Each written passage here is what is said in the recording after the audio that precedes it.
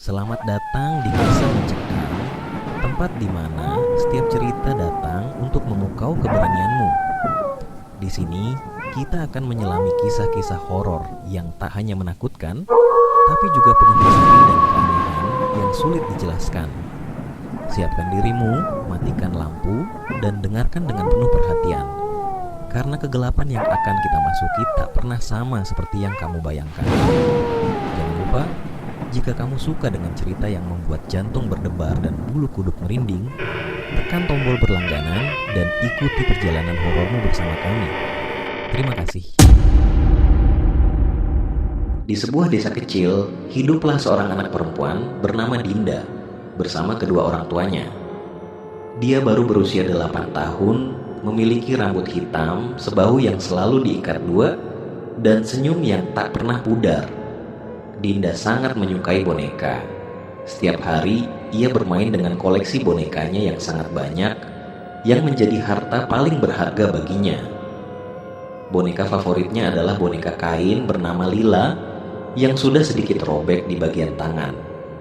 Lila adalah hadiah dari almarhum nenek Dinda, sehingga ia merawat boneka itu dengan penuh kasih sayang. Setiap sore, Dinda akan duduk di beranda rumahnya, berbicara dengan Lila, seolah-olah boneka itu bisa berbicara.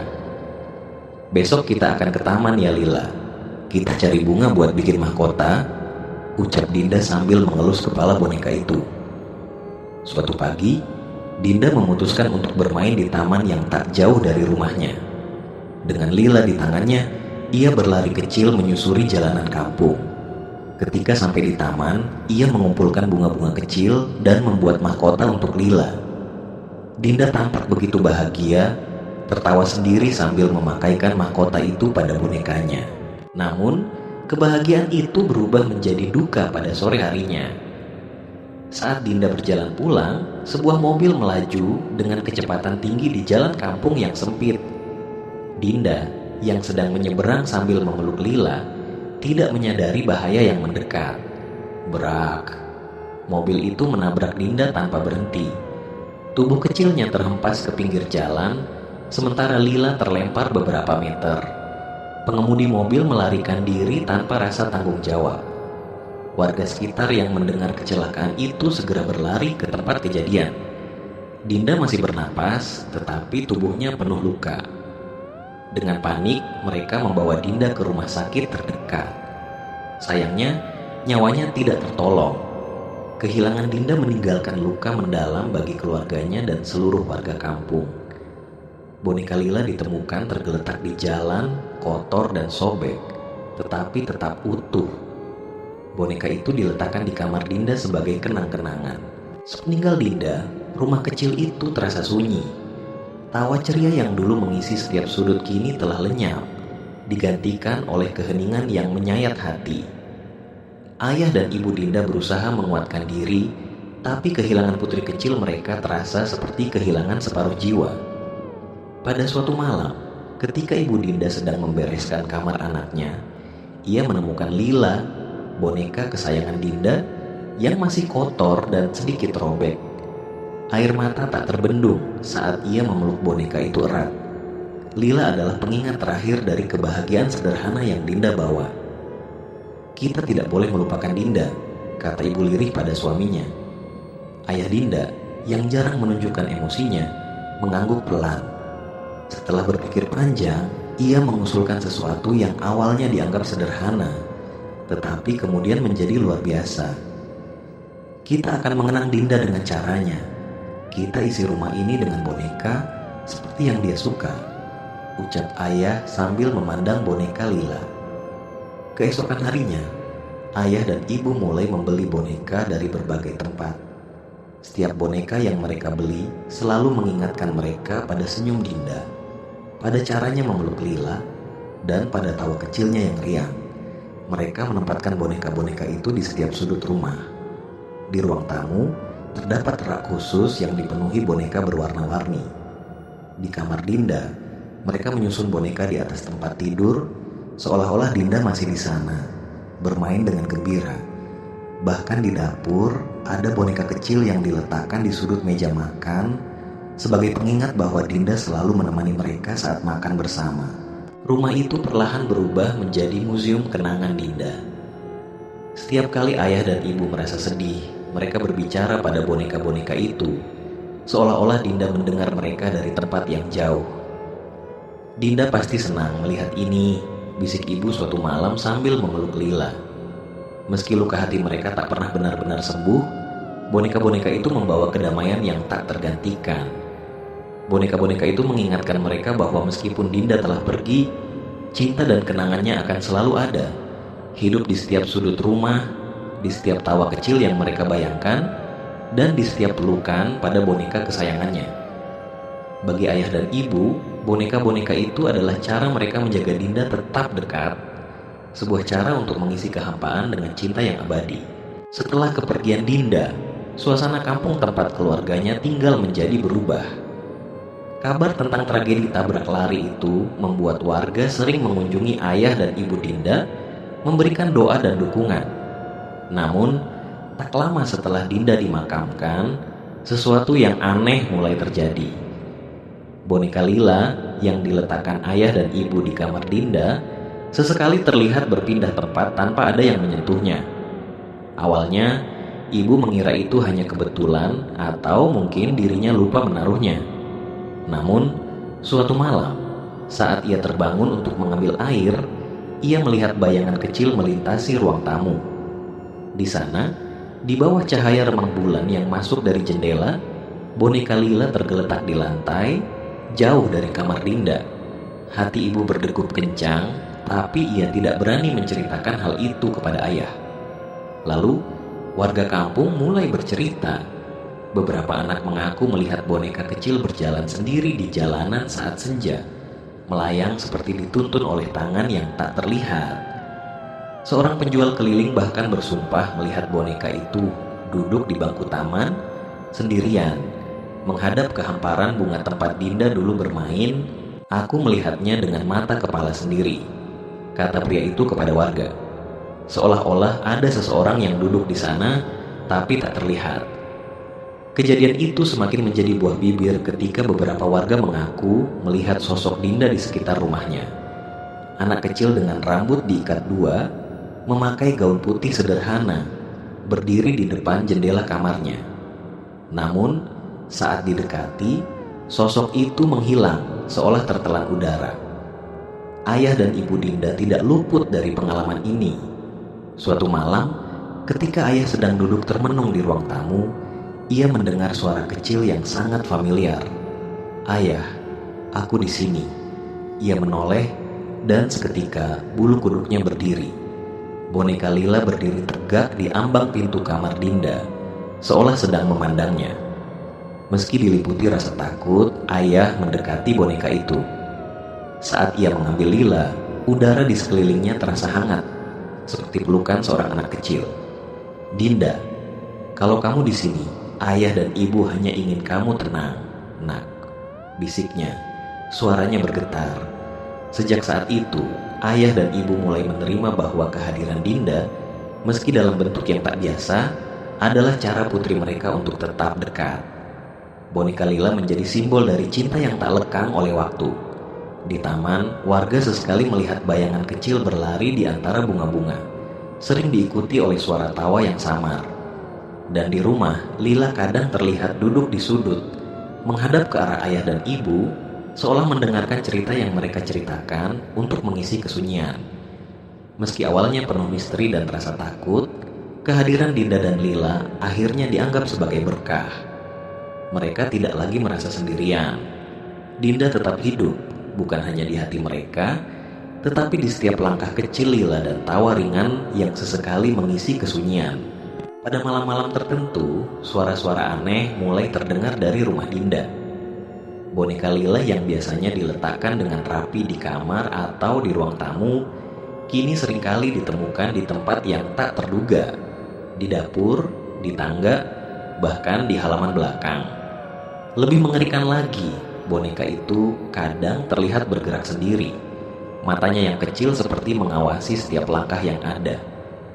Ayah dan ibu Dinda yang sudah mulai menerima keberadaan Dinda dalam bentuk yang aneh, itu merasa semakin tertekan. Namun, sesuatu yang lebih menakutkan mulai terjadi. Beberapa warga kampung mulai melihat sosok lain yang tak dikenal, dan ini bukan hanya penampakan Dinda. Pada suatu malam yang gelap, Susi, seorang tetangga yang tinggal dekat dengan rumah Dinda, sedang berjalan pulang dari pasar. Ketika melewati rumah Dinda, ia melihat dua anak laki-laki duduk di depan halaman rumah tersebut. Mereka mengenakan pakaian lusuh. Kedua anak laki-laki itu tampak memandang Susi dengan tatapan kosong, namun ada sesuatu yang aneh di mata mereka, tatapan yang terlalu dalam. Susi mencoba mengabaikan mereka, namun saat ia melewati mereka, salah satu anak laki-laki itu berkata dengan suara pelan, "Temani kami bermain." Susi terguncang dan segera berlari pulang. Keesokan harinya, ia mendengar cerita dari warga lain tentang anak-anak yang sering terlihat di sekitar rumah Dinda. Mereka adalah sosok Sony dan Farhat. Sony, yang lebih tua, sering dilihat mengawasi dengan pandangan yang gelap. Sementara Farhat, adiknya yang lebih muda, selalu tampak menangis. Keberadaan mereka menambah rasa takut di kampung itu, apalagi ketika orang-orang mulai mengaitkan mereka dengan kejadian-kejadian aneh yang terjadi di sekitar rumah Dinda. Pada malam yang lain, ayah dan ibu Dinda sedang tidur dengan cemas ketika suara ketukan keras terdengar di pintu depan rumah. Mereka terbangun dan melihat Lila, boneka kesayangan Dinda, tergeletak di ambang pintu, tertutup noda hitam pekat. "Dinda, apa kamu di sini?" Ibu Dinda berbisik dengan suara gemetar, mengangkat boneka itu ke pelukannya. Namun, saat ia memeluk Lila, matanya yang kosong tiba-tiba bersinar dengan cahaya merah. Suara tawa kecil terdengar di udara, suara yang sangat mirip dengan tawa Dinda. Tetapi, seiring dengan tawa itu, terdengar suara lain, suara anak laki-laki yang keras dan serak. "Dinda, dia bukan milikmu lagi." Suara itu berbisik penuh ancaman. Ayah Dinda yang terbangun dari tiduran mendengar suara itu dan langsung membuka pintu kamar, berusaha mencari sumbernya. Namun, yang ia temukan justru lebih menakutkan. Di halaman depan rumah, Sony dan Farhat berdiri menatap dengan tatapan kosong, wajah mereka pucat pasi. Sony mengangkat tangan kirinya yang pucat, menunjuk ke arah pintu. "Lila, temannya Dinda," kata Sony dengan suara serak. "Dinda ingin menemani Lila, dan kami ingin menemani Dinda." Farhat di sisi lain tampak terisak, seperti sedang menangis dalam diam. "Dinda sendirian. Dinda butuh kami." Ayah dan ibu Dinda terdiam. Mereka tidak tahu apakah itu benar-benar anak-anak yang mereka lihat, atau sekadar ilusi yang dipicu oleh kesedihan mereka. Pada malam-malam berikutnya, kehadiran Sony dan Farhat semakin sering muncul. Sony sering terlihat berdiri di sudut-sudut gelap rumah, terkadang menyapa ayah dan ibu dengan suara rendah. "Dinda tidak bisa pergi. Dia butuh kalian." Farhat yang lebih muda selalu menghilang begitu saja, tapi tangisan sedihnya bisa terdengar dalam kesunyian malam. Terkadang, boneka Lila akan berada di dekat mereka, seolah membawa pesan. Ayah dan ibu Dinda mulai berpikir bahwa ini lebih dari sekadar kenangan Dinda yang tak terlepas. Ada sesuatu yang mengikat dunia mereka dengan dunia lain, dunia di mana anak-anak yang telah pergi tetap mencari cara untuk berhubungan. Dinda, Sony dan Farhat tampaknya tidak bisa atau tidak mau berpisah. Seiring berjalannya waktu, semakin banyak kejadian aneh yang terjadi di kampung itu. Suara tangisan Farhat yang tak pernah berhenti terdengar setiap malam, dan kehadiran Sony yang selalu muncul di sudut-sudut gelap semakin menambah ketakutan warga. Masyarakat mulai merasakan bahwa desa mereka tak lagi sama. Tidak hanya rumah Dinda yang dihantui oleh sosok-sosok itu, tetapi seluruh kampung terasa seperti diselimuti oleh aura yang berat dan gelap. Dalam keputusasaan,nya warga kampung memutuskan untuk melakukan sesuatu yang tak terduga. Mereka merasa jika boneka Lila yang berada di rumah Dinda dapat membawa kehadiran Dinda yang tak terlepas, maka mungkin boneka di seluruh kampung dapat mengusir kekuatan yang menghantui mereka. Mereka mulai menaruh boneka di setiap sudut desa. Di jalan-jalan kecil yang sepi, boneka-boneka itu muncul di tepi jalan, dipasang di tiang listrik, dan diletakkan di bawah pohon besar. Tak hanya di tanah, beberapa boneka bahkan digantung di atas pepohonan, bergerak tertiup angin malam dengan mata yang kosong dan senyum yang samar. Boneka-boneka itu tersebar di seluruh kampung, seolah menciptakan sebuah dunia paralel yang penuh dengan sosok tak terlihat yang mengawasi setiap gerak-gerik orang-orang yang lewat. Pada awalnya, warga merasa sedikit lega, berharap bahwa dengan memajang boneka di mana-mana, mereka dapat menenangkan roh-roh yang mengganggu, atau setidaknya mengalihkan perhatian Dinda dan dua anak laki-laki itu. Namun, kenyataannya, keadaan justru menjadi semakin buruk. Boneka-boneka itu tidak membawa kedamaian, sebaliknya, mereka tampak semakin hidup. Di malam hari, warga melihat boneka-boneka itu bergerak, sebagian berputar-putar, sebagian tampak mengawasi mereka dengan tatapan yang sangat nyata. Beberapa warga yang lewat sering merasa seperti ada tangan kecil yang menyentuh mereka dari balik pohon atau tiang. Kampung itu menjadi semakin angker, dan orang-orang yang dulu berani keluar di malam hari kini lebih memilih tetap di rumah, menjaga diri. Boneka-boneka itu tampak seperti pengingat akan apa yang telah terjadi, menambah kengerian di setiap sudut desa. Namun, di tengah-tengah ketakutan yang melanda kampung itu, ada sekelompok mahasiswa dari kota yang datang untuk melaksanakan kuliah kerja nyata KKN. Mereka terdiri dari 5 orang yang bernama Ardi, Burhan, Mira, Laras, dan Maura. Mereka tidak tahu tentang kisah-kisah horor yang mengelilingi desa itu, dan mereka berharap bisa memberikan bantuan kepada warga kampung dalam berbagai aspek, pendidikan, kesehatan, dan lain-lain. Setibanya di kampung, mahasiswa-mahasiswa itu langsung disambut oleh kepala desa dan beberapa warga. Mereka diberitahu bahwa desa ini memiliki sejarah panjang, dan meskipun warga sangat ramah, akhir-akhir ini kampung ini dilanda perasaan yang aneh, sesuatu yang tidak dapat dijelaskan. Boneka-boneka yang terpasang di setiap sudut kampung menjadi pembicaraan utama. "Saya harap kalian bisa membantu kami," kata kepala desa dengan wajah yang sedikit cemas. "Jangan takut, semuanya sudah selesai kok," ucap kepala desa. Mahasiswa-mahasiswa itu saling bertatapan. Salah seorang dari mereka, namanya Ardi, seorang mahasiswa psikologi, sangat tertarik dengan cerita warga. Ia mulai merasa ada sesuatu yang tidak biasa di balik semua ini, meskipun ia berusaha tetap rasional. "Mungkin ada penjelasan psikologis dari semua ini," kata Ardi. Namun, saat malam tiba, Ardi dan teman-temannya mulai merasakan sesuatu yang tak dapat dijelaskan. Mereka tinggal di sebuah rumah kosong yang disiapkan oleh kepala desa untuk mereka, dan malam pertama mereka di sana cukup damai. Tapi, malam kedua mereka, suara-suara aneh mulai terdengar dari luar. Boneka-boneka yang digantung di pepohonan seakan bergerak dengan sendirinya, dan suara tawa anak-anak terdengar di kejauhan, terdengar sangat dekat. Namun entah dari mana asalnya, Ardi yang penasaran memutuskan untuk keluar dan melihat sendiri apa yang terjadi. Ketika ia melangkah keluar rumah, ia melihat bayangan anak-anak berlarian di sekitar kampung. Sony dan Farhat muncul dalam wujud yang semakin jelas. Meskipun wajah mereka tampak kabur dan samar, mereka tampak tersenyum, tetapi senyuman mereka terbalut dengan sesuatu yang mengerikan. "Jangan takut," kata Sony dengan suara pelan, seperti bisikan angin. "Kami hanya ingin bermain." Farhat yang berdiri di sebelah Sony hanya menangis, tanpa mengucapkan sepatah kata pun. Mereka melangkah perlahan mendekati Ardi, matanya kosong seperti tak hidup.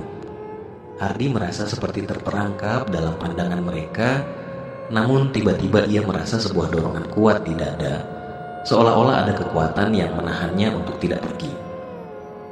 "Ada sesuatu yang salah di sini," bisik Ardi pada dirinya sendiri. "Ini bukan hal biasa." Ketika ia berbalik untuk kembali ke rumah, ia melihat boneka Lila tergeletak di tanah tepat di depan rumah mereka.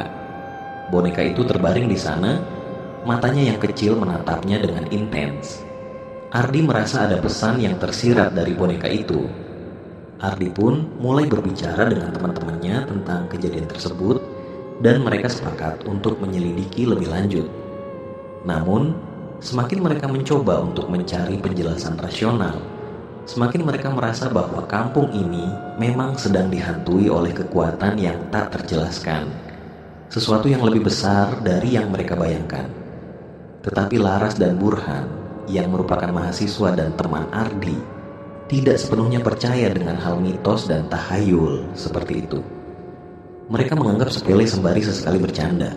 Di tengah teror yang semakin mencekam, Mira dan Maura, dua mahasiswa KKN yang tinggal bersama Ardi dan teman-temannya, mulai merasa ada yang aneh dengan kampung itu. Mereka berdua, meskipun lebih skeptis terhadap cerita-cerita mistis yang beredar, mulai merasakan ketegangan yang tak bisa dijelaskan di kampung tersebut. Pada suatu malam yang dingin, setelah mereka selesai bekerja di rumah warga, Mira dan Maura memutuskan untuk berjalan-jalan di sekitar desa. Mereka ingin mencoba untuk memahami lebih baik apa yang terjadi dan mungkin menemukan alasan di balik kekhawatiran yang ada. Saat mereka berjalan melewati jalan setapak yang terhimpit pepohonan besar, mereka merasa ada sesuatu yang mengikutinya. "Maura, kau merasakan itu?" tanya Mira.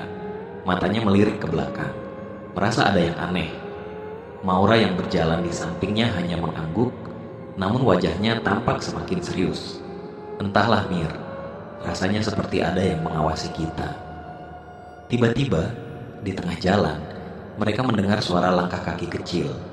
Sesuatu yang terdengar lembut namun jelas, seperti langkah seorang anak kecil yang berlari. Mira dan Maura saling pandang, lalu dengan hati-hati melangkah ke arah suara itu. Semakin mereka mendekat, semakin jelas bahwa suara itu berasal dari sekitar taman belakang rumah Dinda. Taman itu dulu adalah tempat di mana Dinda sering bermain. Tempat yang kini dipenuhi oleh boneka-boneka yang mengingatkan mereka pada sosok Dinda. Ketika mereka mendekat, sesuatu yang tak terduga terjadi. Di bawah pohon besar di tengah taman, mereka melihat sesosok anak kecil yang tampaknya tengah berdiri diam. Wajahnya tak terlihat jelas. Dengan rasa takut yang semakin mendalam, Mira melangkah maju dan bertanya, "Kamu siapa?" Namun, saat ia mendekat, sosok itu berbalik. Yang mereka lihat bukanlah wajah Dinda yang mereka kenal, melainkan wajah kosong dan pucat, seperti sosok anak kecil yang terperangkap di antara dunia nyata dan dunia lain. Tiba-tiba, sosok itu menghilang, lenyap dalam kabut tipis yang muncul entah dari mana. Mira terkejut dan mundur langkahnya. Itu Dinda bukan? Anak kecil yang diceritakan warga, ucap Mira. Maura yang tampak sangat takut hanya bisa terdiam, matanya terbelalak. "Entahlah Mir, aku tidak tahu." Lalu mereka berdua berbalik arah dan mengambil langkah cepat agar bisa sampai di rumah dengan segera. Tetapi sebelum sempat sampai di rumah, mereka dikejutkan dengan penampakan dua anak kecil laki-laki yang menghalangi jalan mereka. Sembari berkata dengan senyum mengerikan, "Temani kami bermain, Kak." "Dinda juga ada di sini kok," ucap Sony. Tak lama kemudian, boneka-boneka di sepanjang jalan kampung itu bergerak dan melihat ke arah Mira dan Maura. Maura menangis sambil memeluk Mira yang berada tepat di sebelahnya. Maura sangat ketakutan. Tidak lama muncul sosok Dinda dengan membawa boneka Lila. Tetapi kali ini boneka Lila yang berbicara. "Kemari Kak, main sama kami, peluk kami." Nadanya melengking sambil tertawa. Dalam keadaan takut, diselimuti kalut, Mira coba berbicara kepada Dinda. "Apa yang sebenarnya terjadi pada kalian? Kenapa kalian di sini?" Tanpa menjawab pertanyaan Mira, tiba-tiba sosok itu menghilang. Dan di saat yang sama, semua boneka yang mengelilingi mereka berhenti bergerak. Keheningan yang mengerikan meliputi malam itu. Mira serta Maura merasa seolah-olah mereka baru saja melihat sesuatu yang lebih gelap daripada yang bisa mereka pahami. Keduanya berdiri diam, tubuh mereka kaku, tak tahu apa yang baru saja mereka alami. Namun, mereka tahu satu hal. Desa ini menyimpan lebih banyak rahasia daripada yang bisa mereka bayangkan. Dan mungkin mereka baru saja menemukan bagian dari cerita yang jauh lebih kelam dan misterius. Setelah kejadian malam itu, Mira dan Maura memutuskan untuk tidak menceritakan kepada siapapun tentang apa yang mereka alami malam itu. Mira adalah seorang mahasiswi yang selalu merasa tenang saat beribadah, dan suatu malam ia memutuskan untuk melakukan salat malam, tahajud, di ruang tamu rumah yang mereka sewa. Meski kampung itu terasa angker, Mira merasa yakin bahwa ibadahnya akan memberikan kedamaian dan perlindungan. Namun, ketika ia mulai mempersiapkan diri untuk salat, rasa tidak nyaman mulai menghinggapi dirinya. Ada sesuatu yang membuatnya merasa gelisah, seperti ada yang mengawasi setiap gerakannya. Ia mencoba menenangkan diri, mengingatkan dirinya untuk tetap fokus pada doa dan melupakan perasaan takut yang datang begitu tiba-tiba. Mira berdiri, melaksanakan takbiratul ihram, memulai salatnya dengan penuh konsentrasi. Namun, saat ia melakukan rukuk, sebuah angin dingin yang tidak terduga menerpa wajahnya. Perasaan berat mulai muncul di dada, seolah ada sesuatu yang mencekik lehernya, membuatnya kesulitan untuk bernapas. Ia merasakan ketakutan yang mendalam, tapi tetap mencoba untuk melanjutkan salatnya dengan tenang. Ketika Mira mengangkat kepala dari rukuk dan melanjutkan ke posisi berdiri, suara berbisik mulai terdengar. Suara itu pelan dan tapi jelas, namun terdengar seperti suara anak yang menangis. Mira hampir tidak bisa mendengar apa yang dikatakan, tetapi ada satu kata yang jelas terdengar, "Bantu kami." Mira terkejut dan menoleh ke belakang dengan cepat. Namun, yang ia lihat justru membuatnya kaget. Di belakangnya, di seberang tempat ia berdiri, ada dua sosok anak laki-laki, Sony dan Farhat, berdiri dengan wajah kosong, seperti bayangan yang tak terdefinisi. Mereka mengenakan pakaian lusuh, seolah terperangkap dalam ruang dan waktu yang tidak sama. Sony memandang Mira dengan tatapan yang kosong, namun ada sesuatu yang sangat suram dalam pandangan matanya. "Bantu kami, bantu Dinda," katanya dengan suara yang lembut, hampir seperti bisikan angin. Mira merasa tubuhnya kaku, seakan-akan ia tak bisa bergerak. Namun, ketika ia kembali menatap ke arah tempat salatnya, sosok lain muncul di belakang Sony dan Farhat. Seorang anak perempuan yang mengenakan gaun panjang putih, itu Dinda yang mereka lihat sebelumnya. Dinda berdiri dengan wajah yang sangat pucat, tanpa ekspresi, memandang Mira dengan mata yang kosong, dan berkata, "Lepaskan kami, bantu kami," ucapnya lirih dan memilukan. Mira merasa jantungnya berdebar kencang, namun ia berusaha keras untuk tetap fokus pada salatnya.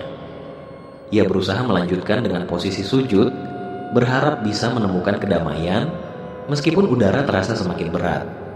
Namun, ketika Mira menundukkan kepalanya untuk sujud, ia merasakan sentuhan yang dingin di punggungnya, seperti sesuatu yang halus namun menekan. Seketika, rasa cemas itu berubah menjadi ketakutan yang mendalam. Setelah beberapa detik yang terasa seperti berjam-jam, Mira merasakan sebuah tekanan kuat di tubuhnya, seolah ada tangan yang menahan punggungnya dari belakang. Dan ketika ia mengangkat wajahnya dari sujud, ia kembali melihat sosok anak perempuan itu berdiri sangat dekat. Matanya kini terlihat lebih jelas. Terpancar dari wajahnya sebuah kesedihan yang mendalam dan sebuah keinginan untuk tidak pernah meninggalkan tempat itu. "Tolong kami," teriaknya. Dan saat itu juga Mira merasakan sentuhan dingin yang menyentuh tengkuknya, membuat bulu kuduknya berdiri. Tak mampu lagi menahan ketakutan, Mira membalikkan tubuhnya dan berlari keluar dari ruang tamu, meninggalkan tempat itu dengan langkah tergesa-gesa. Namun, saat ia melangkah keluar, ia terhenti. Di depan rumah, Sony dan Farhat berdiri menatapnya. Wajah mereka tetap kosong dan diam. Mira memandang mereka dengan panik, berusaha untuk tidak menunjukkan ketakutannya. "Apa yang kalian inginkan?" tanyanya. Suaranya gemetar. Sony menatap Mira dengan ekspresi yang sulit dimengerti. "Tolong kami, Kak," jawab Sony dengan suara serak. Farhat di sampingnya hanya menangis. air mata yang tampak seperti darah mengalir di wajahnya. Ketika Mira berbalik untuk kembali ke dalam rumah, ia melihat boneka Lila yang tergolek di ambang pintu. Matanya memancarkan cahaya merah yang mengerikan, seperti menyiratkan bahwa Dinda dan anak-anak itu benar-benar terperangkap di dunia mereka yang lain. Tak bisa lagi menahan ketakutan dan kebingungannya, Mira kembali ke rumah dengan langkah gontai. Tubuhnya lelah karena gangguan-gangguan yang baru saja ia alami. Ia merasakan bahwa malam ini mereka bukan hanya berhadapan dengan misteri desa ini, tetapi juga dengan kekuatan-kekuatan yang lebih kuat dari apapun yang mereka bayangkan. Mereka sedang berhadapan dengan arwah yang tak bisa pergi. Dan kini, Mira merasa seperti ia juga menjadi bagian dari kisah itu, terperangkap di dalamnya. Malam semakin larut dan suasana desa yang hening semakin mencekam. Warga yang biasa menikmati ketenangan malam hari kini lebih memilih untuk tetap berada di dalam rumah, menghindari keluar pada waktu gelap. Meski demikian, Burhan dan Ardi, dua mahasiswa KKN yang dikenal lebih santai dan berani, memutuskan untuk keluar malam ini. Mereka merasa lapar setelah seharian bekerja dan berencana untuk membeli makanan dari warung yang terletak di ujung desa. Berdua, mereka berjalan menyusuri jalan setapak yang sepi, diiringi suara langkah kaki mereka yang menggema di malam sunyi. Burhan, yang lebih banyak berbicara dan mencoba menghibur diri dengan obrolan ringan, mulai merasakan ketegangan yang perlahan mulai menyelimuti mereka berdua. "Tenang aja, Bur, cuma beli makanan. Mungkin di sini aja yang ada gangguan-gangguan aneh." Ardi mencoba berbicara santai, meski wajahnya menunjukkan tanda-tanda kegelisahan. Sejak beberapa hari terakhir, ia merasa ada yang aneh dengan kampung ini. Warga yang kini semakin tertutup, dan malam-malam seperti ini, suasana terasa lebih gelap daripada biasanya. Mereka terus berjalan, melewati jalan yang dikelilingi oleh pepohonan besar. Setiap langkah terasa lebih berat dan udara semakin dingin. Saat mereka hampir sampai di warung, mereka mendengar suara tawa yang terdengar jauh namun jelas. Suara anak kecil yang tawaannya seperti menggema di udara malam. Suara itu terdengar sangat familiar, seperti suara yang mereka dengar sebelumnya. Sony dan Farhat, atau mungkin suara Dinda yang sedang bermain. "Bur, dengar gak itu?" Ardi bertanya dengan suara pelan. Wajahnya tampak lebih serius. Burhan yang awalnya tampak santai, kini mulai merasakan sesuatu yang aneh. "Iya, kayak suara anak-anak, tapi kok rasanya gak enak banget ya." Saat mereka sampai di warung, mereka melihat seorang ibu tua yang sedang duduk di depan rumahnya, menatap mereka dengan tatapan kosong. Ibu itu tidak menyapa mereka, hanya mengamati mereka berdua dengan pandangan yang aneh. Burhan merasa sedikit canggung, tetapi Ardi tetap melangkah maju dan membeli makanan yang mereka inginkan. Namun, ketika mereka berdua selesai membeli dan hendak kembali, sesuatu yang sangat aneh terjadi. Di jalan yang mereka lalui untuk kembali ke rumah, mereka melihat bayangan-bayangan bergerak di antara pepohonan. Bayangan itu tidak seperti hewan atau manusia biasa, melainkan sosok yang sangat gelap. Bayangan itu seolah bergerak dengan kecepatan yang tidak wajar, seperti sedang menghindar dari cahaya. Burhan menoleh ke arah Ardi dengan wajah cemas. "Ardi, ada yang gak beres deh. Gimana kalau kita balik jalan lain aja?" Ardi mengangguk dan mereka berdua mulai mengambil jalan lain. Tetapi semakin mereka berjalan, semakin mereka merasakan bahwa bayangan-bayangan itu mengikuti mereka. Suara langkah kaki kecil terdengar semakin dekat. Namun ketika mereka menoleh, tidak ada siapa-siapa. Hanya malam yang sunyi dan angin yang berhembus pelan. Tiba-tiba, suara tawa anak kecil itu terdengar lebih keras. Dan kali ini, mereka bisa mendengarnya dengan jelas. Lalu, muncul sosok yang sangat mengejutkan. Di depan mereka, di tengah jalan setapak, berdiri sosok anak laki-laki dan perempuan, Sony dan Farhat, dengan wajah pucat dan mata yang kosong. Mereka berdua hanya diam, seperti menunggu. "Ya Allah, anak siapa ini yang main malam-malam?" ucap Burhan dengan bergetar. "Burhan, itu Sony dan Farhat." Ardi berbisik dengan takut. Sony menatap mereka berdua tanpa ekspresi. Lalu, dengan suara yang seperti angin, ia berkata, "Kalian tidak boleh lewat, tidak bisa kembali." Farhat yang berdiri di samping Sony hanya menangis pelan, tidak berkata apa-apa. Tangisannya terdengar aneh, seperti suara yang berasal dari jauh. Mereka berdua, dengan tubuh yang tampak transparan, bergerak perlahan mendekat seolah mengepung mereka. Burhan yang merasa semakin terpojok dan takut berusaha tetap tenang. "Sony, Farhat, kalian tidak seharusnya ada di sini," katanya dengan suara bergetar, mencoba berbicara dengan mereka, berharap mereka bisa mengerti. Namun, tanpa peringatan, sosok lain muncul di belakang Sony dan Farhat. Seorang anak perempuan membawa boneka bergaun putih yang mereka kenal. Anak itu menatap mereka dengan tatapan yang kosong dan penuh kesedihan. Sementara gaunnya tampak bergerak tertiup angin. Burhan dan Ardi mulai merasa sesak, napas mereka terasa terhenti. Mereka melihat boneka-boneka yang menggantung di pohon-pohon di sekitar mereka mulai bergerak dengan sendirinya, seperti hidup. Boneka-boneka itu, meskipun tidak memiliki kehidupan, seakan memiliki kendali sendiri, dan mereka mengikuti gerakan sosok-sosok tersebut. Dengan ketakutan yang luar biasa, Burhan dan Ardi mencoba mundur perlahan, tetapi seolah ada sesuatu yang menahan langkah mereka. Mereka tidak bisa bergerak lebih jauh. Pandangan mereka terbatas pada sosok-sosok yang mulai mendekat lebih cepat, meskipun jaraknya terasa sangat jauh. Dinda, dengan wajah yang terlihat berbeda, berdiri di tengah jalan dengan tangan terulur, ditemani semua boneka-boneka yang ada di kamarnya, seolah mengajak mereka untuk mendekat. "Kami semua ingin bersama kamu selamanya. Temani kami." Burhan dan Ardi merasa dunia mereka seakan terbalik. Ketakutan yang mereka rasakan semakin mendalam, namun mereka berdua tahu, meskipun mereka ingin lari, mereka terjebak dalam dunia yang sudah tak bisa mereka pahami. Semuanya terasa kabur dan tak terjangkau. Semua yang mereka lihat kini adalah bagian dari kekuatan yang lebih besar, sesuatu yang jauh melampaui sekadar teror. Dengan segenap kekuatan yang tersisa, Burhan dan Ardi akhirnya berhasil berbalik dan berlari menuju rumah tempat mereka tinggal. Namun, perasaan takut yang mencekam tetap mengikutinya, seolah-olah sosok-sosok itu tidak akan pernah meninggalkan mereka, bahkan setelah mereka kembali ke rumah. Semua yang terjadi malam itu akan menghantui mereka, dan mereka tahu bahwa desa ini menyimpan misteri yang tak akan pernah terpecahkan. Hari berikutnya, Laras bertemu ayahnya, Pak Hendra, yang baru saja pulang dari kantor.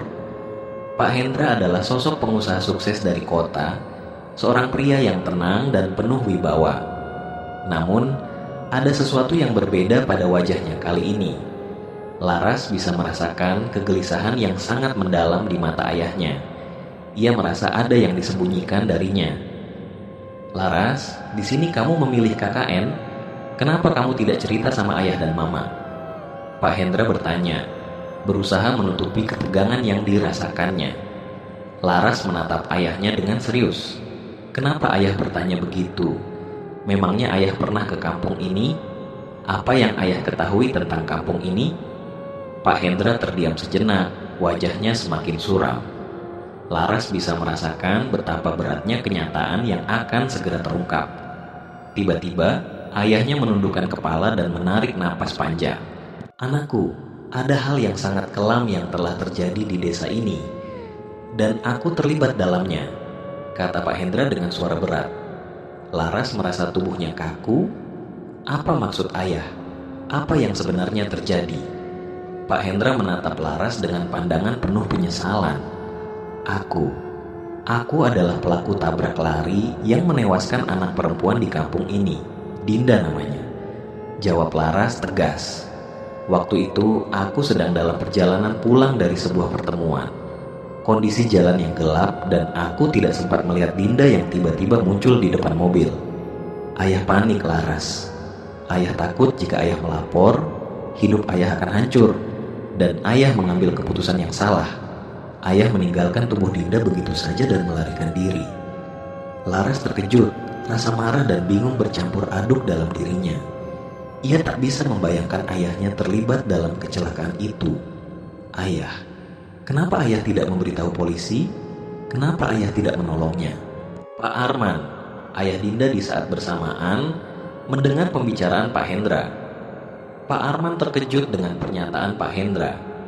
Laras merasa darahnya berdesir kencang dan terkejut dengan kehadiran Pak Arman.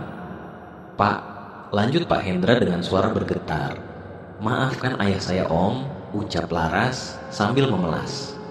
Kami akan bertanggung jawab dengan semua yang terjadi Om. Pak Arman yang merasa kehilangan putrinya dan dia tidak bisa menerima kenyataan bahwa Dinda telah pergi. Menangis terisak sambil berlutut. Brengsek kau biarkan tubuh anakku terkapar di tengah jalan hingga dia meninggal. Dan sekarang kau datang dengan tidak ada beban dan rasa bersalah, ucap Pak Arman. Kau harus membayar semuanya. Laras merasa lemas mendengar dan melihat kejadian itu. Tak lama kemudian Bu Arman pun mendengar dari kejauhan dan akhirnya mengetahui kenyataan bahwa pelaku tabrak lari adalah ayah dari mahasiswa yang KKN di desa ini. Bu Arman hanya bisa menangis sembari memeluk suaminya dan menenangkan Pak Arman. Laras merasa berat. Ia tahu bahwa untuk menyelesaikan masalah ini, ia harus menghadapi kenyataan yang pahit. Dinda mungkin tidak akan bisa mendapatkan kedamaian selamanya. Di sisi lain ayah Dinda, Pak Arman, menyiapkan bunga dan membawa boneka Lila ke suatu tempat yang sangat jauh dari pemukiman warga. Dan dia masuk ke dalam sebuah rumah panggung yang terbuat dari papan. Dan di tengah jalan Laras melihatnya dan mengikutinya. Dan apa yang didapatkannya di dalam gubuk itu ternyata sesuatu hal yang sangat di luar nalar. Pak Arman menyatukan jasad Dinda dengan tubuh dua anak laki-laki yang telah meninggal sebelumnya, Sony dan Farhat, agar Dinda tidak kesepian di alam setelah kematiannya.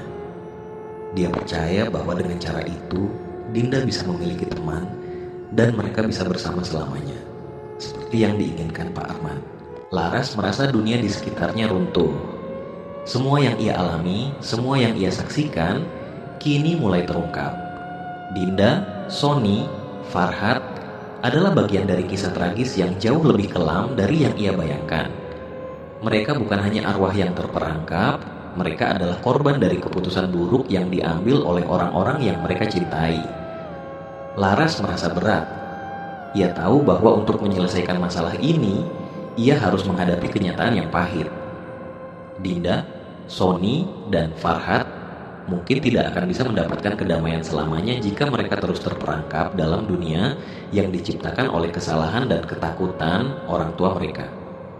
Dengan tekad yang bulat, Laras memutuskan untuk mencari cara untuk membebaskan jiwa-jiwa yang terperangkap itu. Ia tahu bahwa untuk menyelamatkan desa ini dan untuk memberi Dinda serta teman-temannya kedamaian yang mereka cari, ia harus menghadapi masa lalu yang kelam dan menghentikan kutukan yang telah berlangsung lama.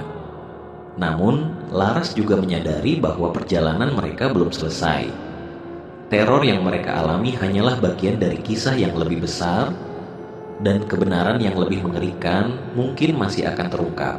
Pagi itu, desa yang sebelumnya tampak damai kini dihantui oleh bayang-bayang kegelapan yang semakin pekat. Ketenangan yang mereka nikmati selama bertahun-tahun kini hanya menjadi kenangan yang semakin pudar. Warga mulai merasakan tekanan berat, seakan ada sesuatu yang sangat jahat sedang mengintai setiap sudut desa. Teror yang mereka alami semakin menjadi-jadi. Pada suatu malam yang mencekam di lain tempat di kota, saat Pak Hendra sedang duduk di ruang tamu, ia merasakan ketegangan yang luar biasa. Ia merasakan udara di sekitarnya semakin dingin dan pikirannya dipenuhi oleh rasa bersalah yang semakin menghimpit. Ia tahu bahwa ia harus menghadapi konsekuensinya. Tiba-tiba, lampu di rumah Pak Hendra berkedip-kedip. Suasana menjadi semakin gelap meskipun malam belum sepenuhnya datang. Pak Hendra mencoba mengabaikan tanda-tanda aneh ini. Namun, suara langkah kaki yang berat dan tertahan mulai terdengar di ruang tamu. Dinda, Pak Hendra bergumam, dan seketika itu juga Sebuah suara lembut dan penuh kebencian terdengar dari sudut ruangan. "Kau yang menyebabkan semua ini. Kau yang membiarkan aku pergi begitu saja." Pak Hendra menatap ke arah suara itu, dan di hadapannya berdiri sosok Dinda. Wajahnya pucat, matanya kosong, namun penuh dengan rasa sakit yang dalam. Ia mengenakan gaun putih yang sama seperti yang dulu dikenakannya, namun gaun itu kini tampak robek dan kotor, seperti sebuah simbol dari penderitaan yang tak terucapkan. "Dinda, aku tidak tahu apa yang harus aku katakan." Pak Hendra berusaha berbicara, suaranya bergetar. "Aku tidak pernah bermaksud menyakiti kamu. Aku menyesal." Pak Hendra, yang merasa semakin terhimpit oleh rasa bersalah dan ketakutan, tiba-tiba merasa tubuhnya semakin lemah. Ia terjatuh ke lantai, seperti ada kekuatan yang menghisap seluruh energi dari tubuhnya. Dinda mendekat, dan dengan sekejap kaca di rumah itu pecah dan menusuk Pak Hendra. "Aku ingin kamu merasakan apa yang aku rasakan," Dinda berkata dengan suara yang penuh kebencian dan kepedihan. "Kau harus merasakan bagaimana rasanya kehilangan dan bagaimana rasanya terperangkap dalam ketidakadilan." Tiba-tiba, tubuh Pak Hendra terkulai, tak berdaya. Dinda melangkah lebih dekat lagi, dan ketika itu ia meletakkan boneka lila di depan wajahnya. Tangan kecilnya langsung merobek dada Pak Hendra. Sebuah kilatan cahaya muncul, diikuti dengan suara gemuruh yang keras. Pak Hendra terkulai dan menghembuskan napas terakhirnya. Tubuhnya kini terbaring kaku di lantai, dengan luka yang sangat mengenaskan. Laras mendengar kematian ayahnya dari mamanya, dan Laras pun semakin bingung dan sedih dengan kejadian ini. Kemudian Laras ditemani dengan mahasiswa yang lainnya bergegas ke kota untuk menghadiri pemakaman ayah Laras. Setelah sesampainya di rumah Laras, Laras pun menangis terisak sambil memeluk ibunya. Laras berlutut di samping tubuh ayahnya yang telah tiada, menatap wajah yang dulu penuh kasih sayang, kini hanya menyisakan rasa sakit dan penyesalan. Ia merasa kesepian dan terperangkap dalam dunia yang penuh dengan kutukan ini. Burhan, salah satu teman Laras, yang terkenal sangat asal-asalan dalam berbicara, tiba-tiba berbisik kepada Mira. "Mana mungkin Dinda yang melakukan semua ini? Hantu kan tidak membunuh manusia. Dinda itu hanya arwah." Dan dalam samar Laras mendengarnya, malam semakin gelap dan ketakutan semakin merayapi setiap sudut desa. Setiap rumah terasa seperti menjadi tempat persembunyian dari bayangan yang mengerikan. Teror yang datang dari Dinda, Sony, dan Farhat semakin menguat. Kali ini, mereka tidak hanya ingin menuntut balas dari mereka yang telah menyebabkan penderitaan mereka, tetapi juga berusaha menarik orang yang mereka cintai untuk bergabung bersama mereka, sehingga mereka tidak lagi merasa sendirian di dunia antara hidup dan mati. Dinda, yang selama ini terperangkap dalam kesedihan dan dendam, akhirnya mengambil keputusan yang lebih gelap. Ia mendekati ibunya yang selalu merindukannya, berharap sang ibu bisa merasakan apa yang ia rasakan. Setelah semua yang terjadi, Dinda ingin ibunya, Bu Arman, bergabung dengannya dan menemani arwahnya dalam kegelapan yang abadi. Sony dan Farhat yang juga terperangkap dalam dunia yang sama merasakan hal yang sama. Mereka tahu bahwa orang tua mereka, meskipun tidak bisa melihat mereka, selalu merindukan mereka. Dalam kebingungannya, mereka ingin ibunya datang dan berada di sisi mereka, mengakhiri penderitaan mereka dengan bergabung dalam dunia yang seharusnya tidak mereka tinggali. Pada malam yang mencekam itu, Dinda muncul di depan rumah ibunya. Wajahnya penuh dengan kerinduan yang mendalam. Ia ingin memberitahu ibunya bahwa ia tidak sendirian, bahwa ia telah menunggu selama ini agar mereka bisa bersama lagi. "Ibu, datanglah bersamaku. Aku tak ingin sendirian lagi. Ikutlah denganku dan jangan tinggalkan aku," bisik Dinda dengan suara lirih namun penuh kekuatan. Namun, di tengah kegelapan ini ada satu sosok yang akan mengubah segalanya.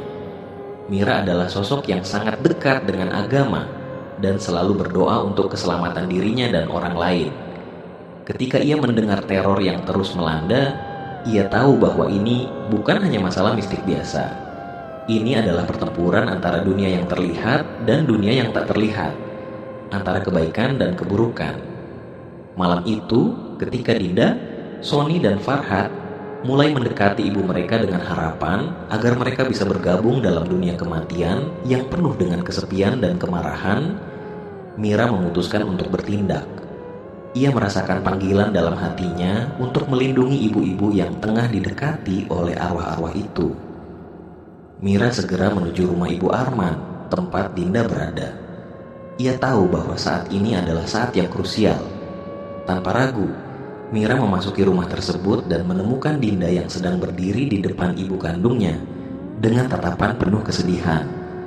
"Ibu, jangan pergi. Jangan ikut dengan mereka." Mira berbicara dengan penuh ketegasan, mencoba untuk menenangkan Ibu Arman yang tampak bingung dan ketakutan. Ibu Arman yang tampak terguncang menatap Mira dengan tatapan penuh kebingungan. "Apa maksudmu? Ini Dinda putriku. Aku harus mengikutinya. Aku tidak ingin dia sendirian."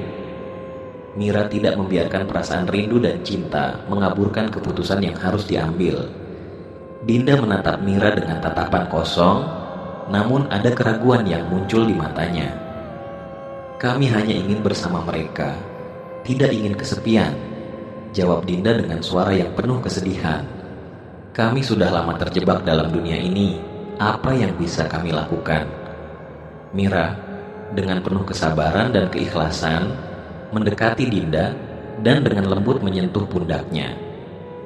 "Kalian tidak sendirian, Dinda. Kami akan selalu mengingat kalian. Tetapi kalian tidak bisa mengikat ibu-ibu kalian dalam dunia yang penuh dengan kesedihan ini. Mereka harus melanjutkan hidup mereka di dunia yang penuh dengan cinta dan harapan." Tiba-tiba, Sony dan Farhat muncul di samping Dinda, mengangguk perlahan. Mereka juga merasakan bahwa teror yang mereka bawa bukanlah cara untuk mendapatkan kebahagiaan sejati. Mereka hanya ingin cinta dan kedamaian. Tetapi mereka juga sadar bahwa jika mereka terus mengganggu dunia orang hidup, mereka tidak akan pernah mendapat kedamaian sejati. Mira melanjutkan dengan doa yang sangat kuat, membacakan ayat-ayat dari kitab suci yang membuat udara di sekitar mereka terasa lebih tenang. "Ya Allah, tolong lindungi mereka. Bebaskan mereka dari penderitaan ini dan bimbing mereka menuju kedamaian yang hakiki." Setelah Dinda, Sony, dan Farhat akhirnya mendapatkan kedamaian berkat doa dan bantuan Mira, tampaknya desa kembali merasakan kedamaian yang sempat hilang. Namun, kegelapan masih melayang di atas kepala mereka, karena meskipun arwah Dinda dan teman-temannya seolah-olah telah pergi, ada satu masalah yang belum terselesaikan. Laras akhirnya menceritakan fakta sebenarnya tentang Pak Arman yang ia lihat di gubuk waktu itu. Kepada temannya dia berkata, "Pak Arman dalang dari semua ini. Jasad Dinda, Sony, dan Farhat tidak dikubur, tapi disatukan di sebuah gubuk." Ucap Laras kepada teman-temannya. Maura, salah satu yang paling penakut, langsung memeluk Mira. "Kita harus menghentikan Pak Arman," ucap Ardi. Pada suatu malam yang sunyi, Pak Arman sedang duduk di ruang tamunya, memikirkan kembali kejadian-kejadian yang telah menghancurkan hidupnya. Dalam kesendiriannya, ia merasa seolah-olah ada sesuatu yang mengintainya, sesuatu yang tidak terlihat namun bisa dirasakannya. Suasana malam itu terasa sangat aneh, lebih gelap dan penuh dengan ketegangan. Tiba-tiba, lampu di ruang tamu mulai berkedip-kedip dan udara di sekitar Pak Arman terasa semakin dingin.